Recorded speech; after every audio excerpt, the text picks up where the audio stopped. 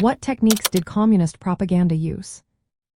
Have you ever wondered how communist propaganda shaped public perception and maintained control in socialist states? Let's break down some of the key techniques used in this fascinating aspect of history. Communist propaganda was designed to promote Marxist-Leninist ideology and reinforce the legitimacy of the communist state. One of the primary methods was ideological indoctrination. This involved educating the public about the principles of socialism, highlighting its superiority over other political systems. The state exercised strict control over information. Media outlets, including newspapers, radio, and television, were tightly regulated. This ensured that only approved messages reached the public while dissenting views were suppressed. One striking technique was dehumanization and demonization. Enemies of the state were often portrayed as inferior or even subhuman. This tactic fostered hatred and justified political repression. Vivid imagery and metaphors, such as comparing opponents to harmful insects, were commonly used to drive this point home.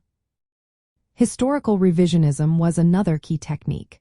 The communist regime manipulated historical narratives to fit their ideological goals.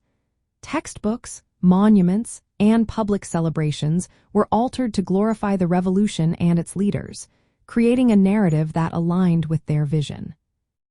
Symbolic propaganda played a significant role as well. Posters, art, and monuments visually reinforced communist ideals.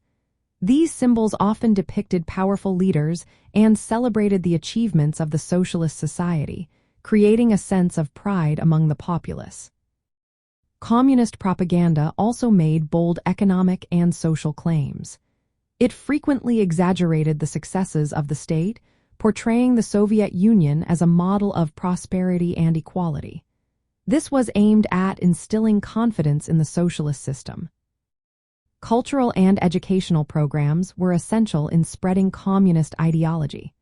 Schools and cultural institutions were used to ensure that future generations embraced socialist values. Public events and celebrations were a staple of communist propaganda. The calendar was filled with events celebrating the revolution and key figures, reinforcing the narrative of a glorious past and a bright future. Media and art were also utilized to promote socialist themes. Movies, literature, and music often glorified the struggle against capitalism and highlighted the heroism of communist leaders. Finally, workplace and community programs integrated propaganda into daily life. Campaigns and activities encouraged participation in the socialist project, making it a part of everyday existence. While these techniques aimed to build a cohesive society based on shared values, critics argue they were also used to suppress dissent and maintain authoritarian control.